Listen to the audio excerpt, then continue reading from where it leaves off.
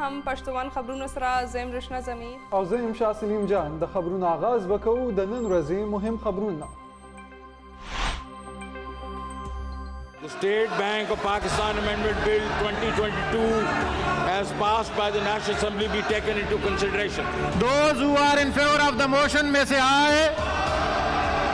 Those against the motion may say no. Is the जो count हुई जी opposition 42 treasury 43. देख लें गिने अपने गिने न जी. The bill stands passed. Senate की अपोजिशन था अक्सरियत बावजूद हम शिकस्त सेनेट के द स्टेट बैंक तरमीमी बिल मंजूर द बिल पर हक के 3 सलवेख और मुखालिफ के 2 सलवेख वोटूना रागली द बिल पर मंजूर है सेनेट की अपोजिशन सख्त नारेबाजी द एजेंडे कापी हम श्लोवलिदा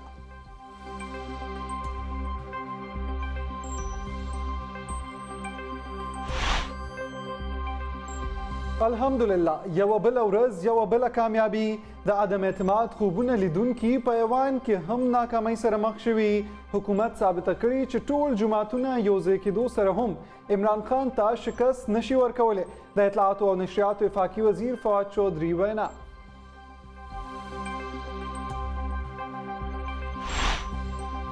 د بلوچستان علاقہ केच के द सिक्योरिटी फोर्सेस पर चेक पोस्ट द त्रहगरो हमला पेखा के 10 सिक्योरिटी एहलकारान शहीदान द डजो पर तबादला के यौ त्रहगर वजल शवे जवाबी कार्रवाई के 3 त्रहगर गिरफ्तार और योशमीर जोबल द ISPR वाइना वाई इलाका के क्लियरेंस ऑपरेशन जारी दी.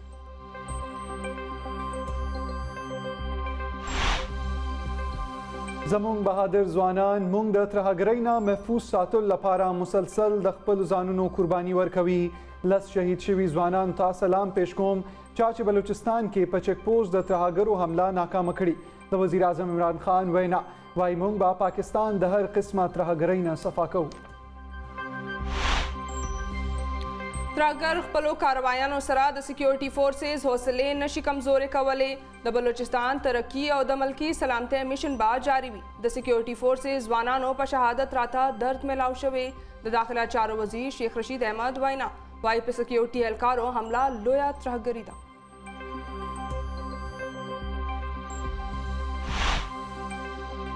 د پاکستان مسلم لیگ نون نائب صدر مریم نواز ویلي د کم تن چې لاسونه په چینو اوړو LNG او فارن فنډینګ سکینډلونو کې رنګ شوي هغوی ته د ریاست مدینې مثال ورکولو سره شرم راتلل پکار دي. دا خبره ثابته شوې ده چې د هسپتال په نوم غوښتلې شوي پیسې د پارټۍ فنډ کې استعمالي شوي دي. اپوزیشن ته په سړکونو راتلل پکار دي. د هر لانګ مارچ نه څه نتیجه راوځي. یو لانګ مارچ هم نه ضایع کیږي. د مسلم لیگ نون رهنما خواجه سعد رفیق وینا وایي په هر دور کې د احتساب په نوم انتقام اخیستی شوی دی. اومیکرون ډېر تیزۍ سره خپریږي. د وایرس مخنیوي لپاره صوبایي حکومت اقدامات کوي. حکومت صوبه کې د لاک ډاون اراده نه لري. د خیبر پښتونخوا حکومت ترجمان بیرسټر محمد سیف وینا وایي صورتحال داسې نه دی چې په لویه کچه پابندي عاید کړی شي. پاکستان کې د کرونا وایرس د ټولو نه لویه حمله په یو ورځ کې 8183 کسان د وایرس نه متاثره. 3 میاشتې پس د کرونا وایرس نه په یو ورځ کې 10 مریضان په حق رسیدلی. د مړو شوو کسانو مجموعي شمیره یو کم 10,192 ته رسیدلې ده. د مثبت کیسونو شرح 11.29% ریکارډ. د ملک مختلف هسپتالونو کرنټینا مرکزونو او کورونو کې ګڼ شمیر د وایرس مریضان زیر علاج.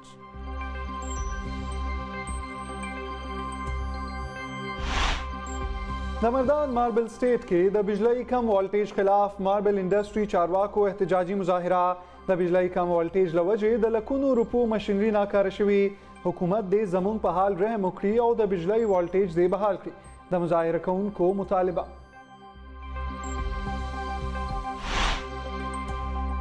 د خیبر پختونخوا پولیس سټیشن لنډی کوتل مختیار خیل سیمې کې بم ډسپوزل سکواډ د تخریب کارۍ لپاره اخدل شوي میزایل ناکاره کړي دي. پولیس او بم ډسپوزل سکواډ د خفیه اطلاعاتو وروسته 2 میزایلونه نیولي او ناکاره کړي دي. د نامعلومه ملزمانو خلاف مقدمه درج تحقیقات شروع.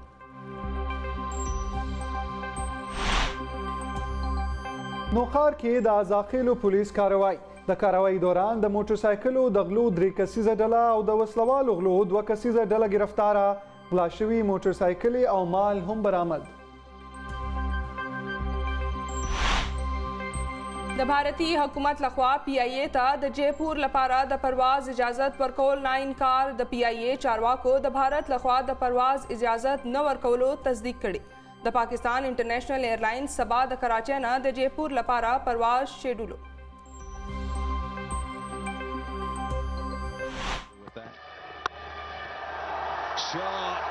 Away it goes, sailing for 6. A beautiful strike. Mohammad रिजवान को रोकना मुश्किल हो रहा है. इस बार भी चलते हुए खेले, बिल्कुल खातिर में नहीं लाए. د پاکستان سپر لیگ ہوم ایډیشن خوندور مقابلې جاری. د ایونټ لومبۍ میچ کې ملتان سلطانز کراچي کنگز ته 7 وکټو سره شکست ورکړې. د 125 رنزو هدف ملتان سلطانز په اخري اوور کې ترلاسه کړو. د ملتان سلطانز لخوا عمران طاهر 3 وکټې په خپل نوم کړي دي. Oh, that's straight away the wicket, straight away the wicket. Chip back, that little leading edge, the simplest of return chances. Bowled in, it's quicker, it's shorter, it's through the attempted pull shot. 2 wickets. د جنوبي افریقې پخوانی کرکټر او د ملتان سلطانز نمائندګي کوونکی عمران طاهر د پی ایس ایل لومبۍ میچ کې د مینوالو زړونه ګټلي. عمران طاهر 4 اوورونو کې 14 رنزونه ورکولو سره 3 وکټې ترلاسه کړي. د عمران طاهر شمیره ټوله نړۍ کې د T20 لیگ غوره سپینرانو کې کیږي. مهم خبرونه تاسو کتل. تفصیلي خبرونه به وړاندې کوو. د دې وړې شاندمې نه پس موږ سره اوسئ.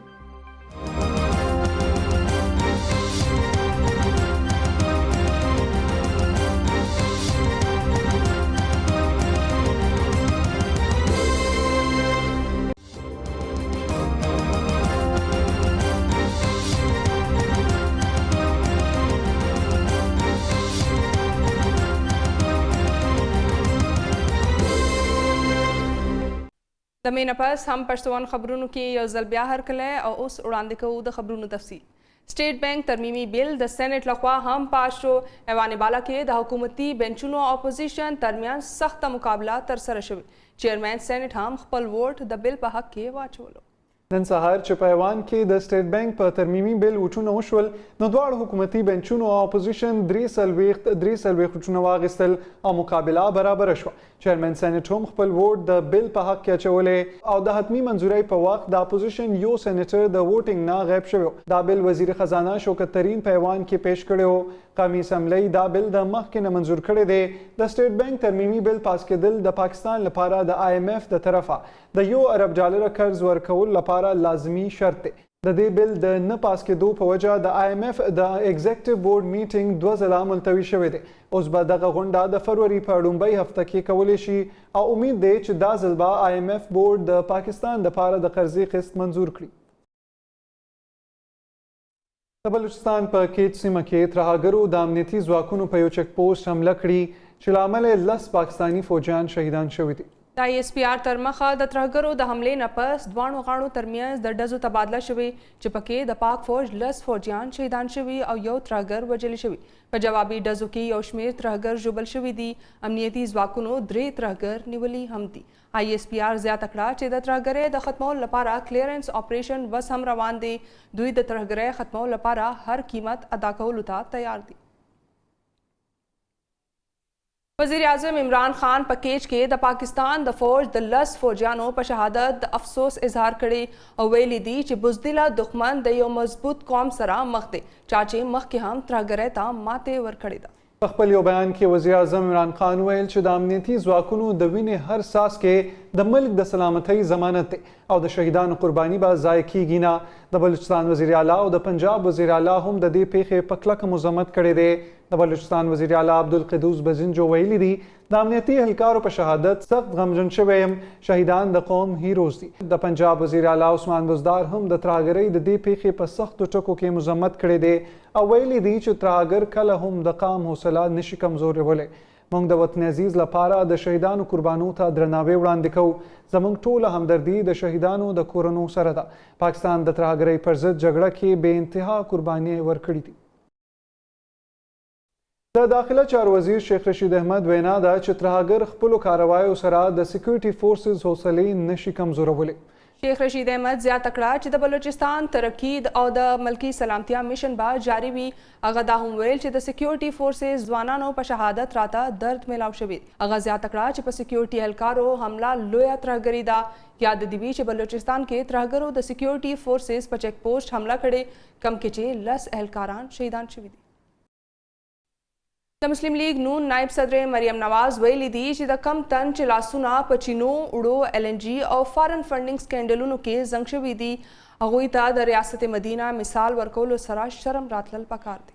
په یو بیان کې د مریم نواز وینا وه چې موجوده حکومت ته د ریاست مدینې مثال ورکولو سره شرم راتلل پکار دي. مریم نواز زیاته کړه چې دا خبره ثابته شوې چې د هسپتال په نوم غوښتلې شوې پیسې د پارټۍ فنډ کې استعمالي شوې دي.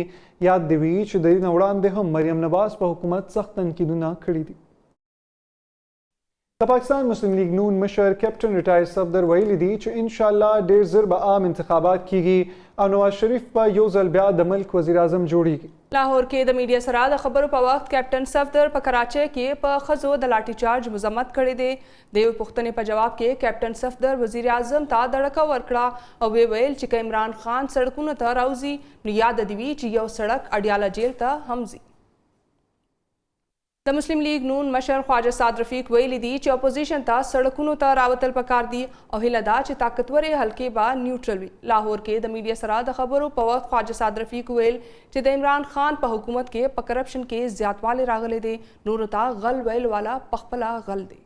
هغه ویل هر څه ګډوډ شوي دي. د ګرانۍ له امله د جرمونو په شرح کې هم زیاتوالی راغلی دی. که احتساب شفاف و نو ښکاره به دا صرف انتقام دی او په هر دور کې احتساب په نوم انتقام اخیستل شوی دی. خواجه سعد رفیق ویل چې اپوزیشن ته عوامي عدالت نه علاوه د قانون مخه هم کول پکار دي. هر لانګ مارچ څخه څه نه څه نتیجې راوځي. اپوزیشن ته سړکونو ته راوتل پکار دي او هیله ده چې طاقتورې حلقې به دې ځل نیوټرل وي.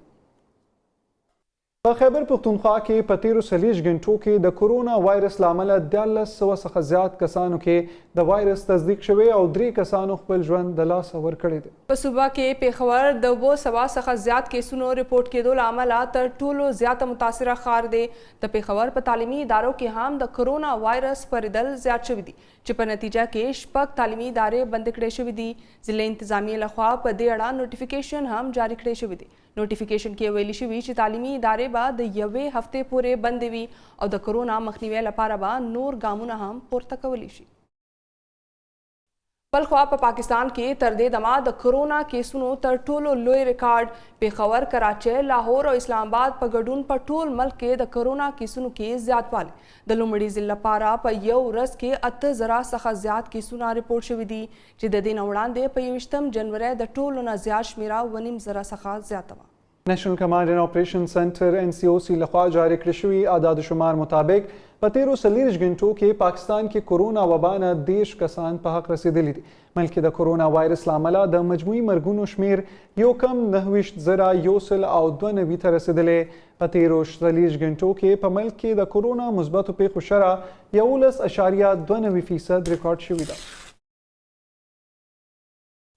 د خیبر پښتونخوا پولیس سټیشن لنډي کوتل مختیارخیل سیمه کې بم ډسپوزیبل سکواډ د تخریبکارۍ لپاره ایښودل شوي میزایل ناکاره کړي دي. د تفصیلاتو تر مخه په لنډي کوتل کې پولیس او بم ډسپوزل سکواډ د خفیه اطلاعاتو وروسته 2 میزایلونه نیولي او ناکاره کړي دي.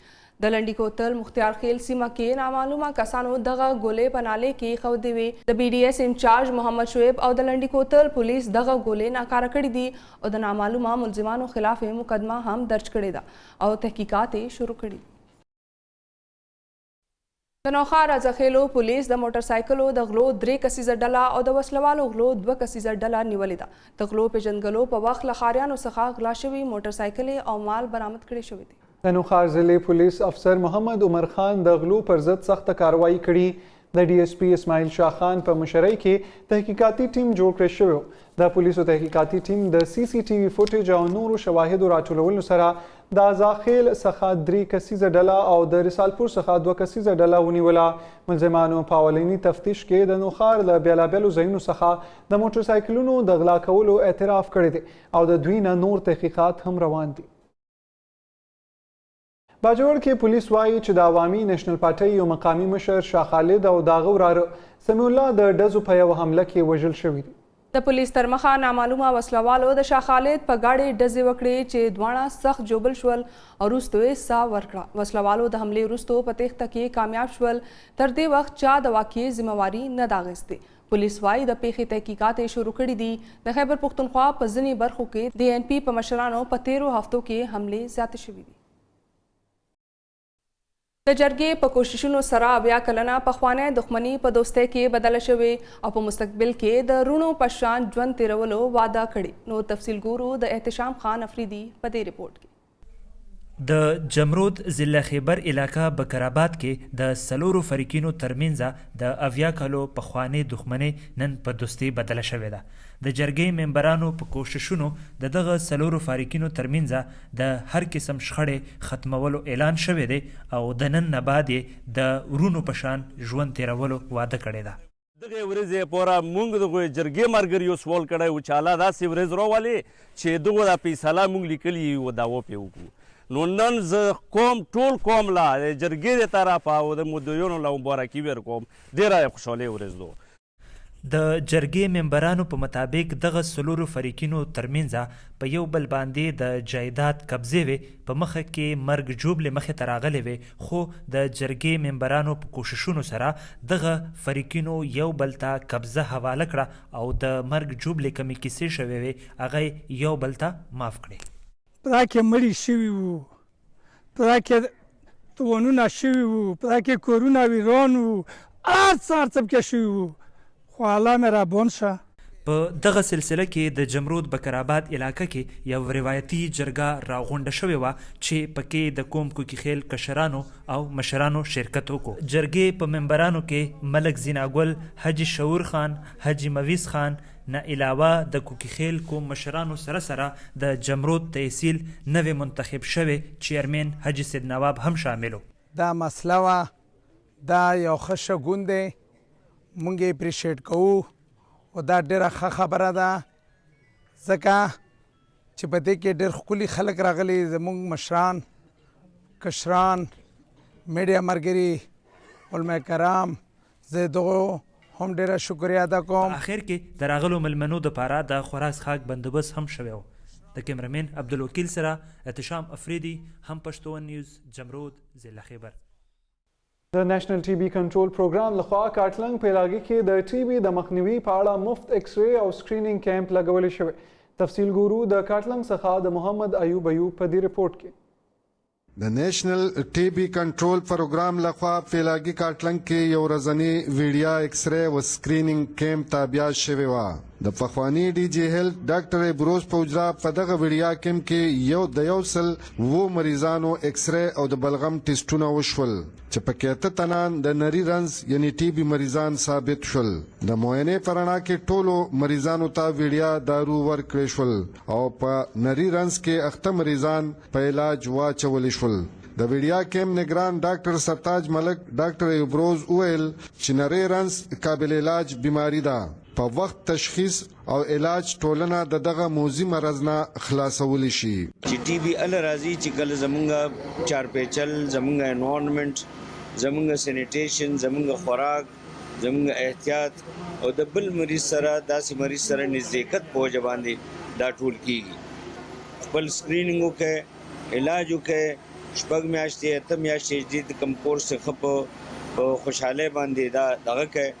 ټي وي په خوا خلکو وی لا علاج ده، بالکل لا علاج نه ده. اوس هم شکر الحمدلله د دې اسانه علاج دی. ډور ټو ډور، کلی په کلی دا پیغام خلکو ته رسو چې ټي بي نه دونه یره نه ده پکار. ټي بي یو لا علاج مرض نه دی، ټي بي 100% قابل علاج مرض دی. من کلی په کلی یونین کونسل په سطح باندې ګرځو او الته ګورو د خلکو سکرینینګ کوو چې د ټي بي مریضان وګورو. نو موږ چې وګورو چې 100 سسپیکټ مریضان وي نو هغه کې 10 مریضان کم از کم ټي بي موجوده وي یا ټي بي تیره کړې وي. محمد ایوب هم پښتو ون نیوز تحصیل کاټ د خیبر لنډی ګوتل تحصیل کې سلیری شوباړې کې 15 پولنګ سټیشنونو باندې به ری پولنګ کیږي. د ضلع الیکشن کمشنر حمید الله وايي انتخابات به د فروری په 14 نیټه ترسره کیږي. تفصیلات مطابق ضلع الیکشن کمشنر زیاته کړې ده چې د خیبر ضلع په یو کم دیش پولنګ سټیشنونو کې د بدنظمۍ له امله انتخابات ځنډول شوي. د مردان ماربل سټیټ کې د بجلی کم والټیج خلاف ماربل انډستری چارواکو او مالکانو په شمول ټرک ډرایورانو احتجاجي مظاهره کړې. مظاهرینو وینا وه چې د بجلی کم والټیج له وجې د لکونو روپو مشنري ناکاره شوې ده. بل خوا د ټرک ډرایورانو سلونه ټرکونه د شپې راهیسې ولاړ دي چې ترېنه زموږ کار ته هم زیان رسېدلی دی. د هغوی وینا وه چې حکومت دې زموږ په حال رحم وکړي، فل والټیج بجلی دې بحال کړی شي، ګنې موږ به د ډي چوک مخه کوو. د پاکستان تحریک انصاف مالکن ډیویژن مشر او ډي ډیک چیئرمین فضل حکیم وایي چې د انصاف ورکولو او قانون بالادستی په یقیني کولو کې د وکیلانو کردار د ستاینې وړ دی. د سوات منګورې های کورټ بنچ د دورې په مهال هغه وویل د وکیلانو سره موجوده حکومت هر قسمه تعاون کوي. هغه وویل چې وکیلانو همیشه د حق او صداقت کردار ادا کړی. وکیلان د انصاف او قانون بالادستی لپاره قرباني هم ورکړي او د هر قسمه مشکلاتو یې مقابله کړې ده. هغه وکیلانو ته وویل چې د هغوی ستونزې او مسلې به حکومت زر حل کوي. فضل حکیم د عدالت بېلابېلې برخې وکتلې او د وکیلانو چیمبر دوره یې هم وکړه. په دغه مهال د بار اسوسییشن صدر سعید خان ایډوکیټ هم وینا وکړه. تقریب په موقع ایډیشنل ایډوکیټ جنرل حق نواز، د بار پخوانی صدر افتخار احمد، شمشیر علي ایډوکیټ او نور سینیر وکیلان هم موجود وو. خیبر پختونخوا فوډ سیفټي اتھارټي په خیبر، نوخار او 402 ضلعو کې د ملاوټ کوونکو او د حفظان صحت د اصولونو خلاف ورزي کوونکو خلاف کاروایی کړې ده. د غړو په یو میل د ګوړې په یو ګاڼۍ او دوکانونو باندې چاپې وهلې دي. د فوډ سیفټي اتھارټي اهلکارو د خیبر ضلع په باړه تحصیل کې د غوړو په یوه فیکټري چاپه ووهله او د صفای د ناقص انتظام له امله دغه فیکټري بند کړه. د 400 په سرډیرو کې د ګوړې یوه ګاڼۍ هم کیمیکل رنګ کارت په استعمالولو او صفایي نه کولو له امله وتړلې شوه. اهلکارو په نوخار کې د صحت لپاره نقصاني 600 فریز شوي چرګان هم برآمد کړل او ضایع کړي دي. عبدالولي خان یونیورسټۍ د پښتو شعبې د زده کوونکو په فیسونو کې د کمی اعلان کړی دی. زده کوونکو څخه به نیم فیس اخیستی کیږي. تفصیلات تر مخه د یونیورسټۍ وی سی ډاکټر ظهور الحق لخوا فیسونو کې د کمی نوټیفیکیشن جاری کړی شوی دی. ډاکټر ظهور الحق زیاته کړې ده چې دا فیصله د پښتو ژبې د خپرولو او ترقۍ لپاره شوې ده. اسلام آباد کې د نېشنل پریس کلب د نوي کابینې انتخابات لپاره د اسلام آباد او راولپنډۍ صحافیانو ووټونه واچول. انتخاباتو کې دوه مهمو ګروپونو جرنلیست پینل، آزاد پینل نه علاوه جاګو ګروپ او نیشنل جرنلیست پینل برخه واخیسته. د کامیابو امیدوارانو اعلان به د ووټونو د شمارلو وروسته کیږي. ځینې آزاد امیدوارانو هم سالانه انتخاباتو کې برخه واخیسته او پولینګ په عمومي توګه په پرامنه توګه وشو. د پریس کلب څخه بهر د صحافیانو ډلو د ووټرانو د سهولت لپاره کیمپونه لګولي چې ټوله ورځ په ډیر رش و. په انتخاباتو کې ځینې پښتانه صحافیان هم امیدوارانو چې د پښتون جرنلیست اسوسییشن یې حمایت کړی. د افغانستان د اسلامي امارت حکومت بیان ذبیح الله مجاهد ویلي دي هیڅ چاته به اجازه نه ورکوي چې افغان خاوره د بل یو هیواد خلاف استعمال کړي. ښاغلي مجاهد دا خبره د هغو ریپورټونو وروسته وکړه چې پکې د پاکستان د ملي امنیت سلاکار معید یوسف له قوله دعوه شوې وه چې پاکستاني وسلوال افغان خاورې څخه د پاکستان خلاف فعالیت کوي. مجاهد وایي د اسلامي امارت پالیسي معلومه ده چې موږ د افغانستان د خاورې نه هیڅ چاته هم اجازت نه ورکوو چې د چا پر ضد کاروایي ترېنه واخلي او یا د چا په ضد عملیات وکړي. دا کار چې کیږي دا خو د پاکستان دننه کیږي. هغه زیاته کړه چې اسلامي امارت کوشش کوي چې سالسي وکړي او د پاکستاني حکومت او د پاکستاني طالبان ترمنځ خبره حل شي او مشکلات هم ختم شي. هغه ویل حکومت چاته هم اجازت نه ورکوي چې زموږ د خاورې نه استفاده وکړي. افغانستان لپاره د امریکای خصوصي استازی ټامس ویست د افغانستان د سیاسي مستقبل لپاره د افغانانو ترمنځ د پراخو مشورو غوښتنه کړې ده. امریکایي استازي په یو بیان کې په ناروې کې د طالبانو او د مغربي هیوادونو سره افغانانو ترمنځ خبرې مهمې وبللې. هغه ویلي دي خبرو د جاري ساتلو حمایت کوي او امید لري چې د طالبانو د خزو او نارینه مابین خبرې به جاری پاتې شي. په ناروې کې د طالب استازو سره د 2 ورځې خبرې وروسته د افغانستان لپاره د امریکي استازي ټامس ویسټ یو تفصیلي بیان جاری کړی دی. د بیان کې هغه ویلي چې په زوره د نیولو روایت دی ختم کړی شي، بشري حقوقونه دی محفوظ شي او په ټول افغانستان کې دی بغیر د مشکل جنکو ته د تعلیم حق دی ترجیح ورکړي شي. په ناروې کې طالب استازو سره خبرې د هفته کې وشوې. طالبانو دا خبرې مثبتې بللي او وعده کړي چې راتلونکي سپرلي کې به ټولې جنکې کولی شي چې تعلیمي ادارو ته لاړې شي. د غونډې کې افغانستان کې په انساني حقوقونو، بشري بحران، د جنکو په تعلیم، د ښځو په کارونو او نورو مهمو مسلو خبرې اترې شوې دي. قطر کې چارواکي وایي چې د قطر، ترکی او افغان حکومت د کابل هوایي میدان د انتظام سره تړلي ځینې مهمو معاملو په اړه اتفاق ته رسیدلی دي. د قطر د بهرنیو چارو وزارت لخوا جاری شوي یو بیان کې ویلي شوي چې د قطر حکومت، ترکی او افغانستان کې د اسلامي امارت حکومت ترمنځ د کابل ایرپورټ متعلق د اړخیزه غونډه د زیارت په ورځ پای ته ورسېده. د بیان تر مخه درې واړه ملکونه د کابل هوایي میدان د انتظام په اړه په ځینې بنیادي مسایلو موافقې ته رسیدلي دي. په بیان کې د ایرپورټ د انتظام په اړه نور تفصیلات نه دي ورکړل شوي. د قطر د بهرنیو چارو وزارت د معلوماتو له مخې د کابل هوایي اډې د چلولو په اړه به آخري مذاکرات را روانه هفته کې کیږي. د یادونې وړ ده چې افغان حکومت له څو میاشتو راهیسې د قطر، ترکی او عربي اماراتو سره د کابل هوایي میدان د انتظام په اړه مذاکرات کوي. خو افغان حکومت وړاندې قطر او ترکی سره مذاکرات کړي وو او په تیر دسمبر کې قطر او ترکی هیوادونو هم یوې موافقې ته ورسېدل چې دوی په مشترکه توګه د کابل هوایي میدان وچلوي. هم پښتون خبرونو کې دا وخت د وړې شاندمې وخت شوی او بیا به راځو د لوبو خبرونو سره.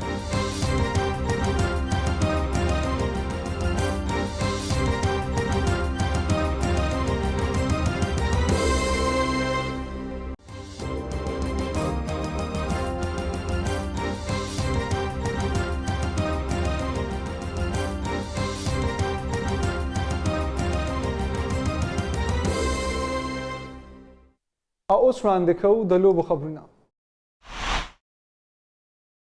د پاکستان سپر لیګ اووم ایډیشن خوندورې مقابلې روانې دي. د ایونټ لومبی میچ کې د ملتان سلطانز او کراچي کینګز ټیمونه یو بل ته مخامخ شوي وو.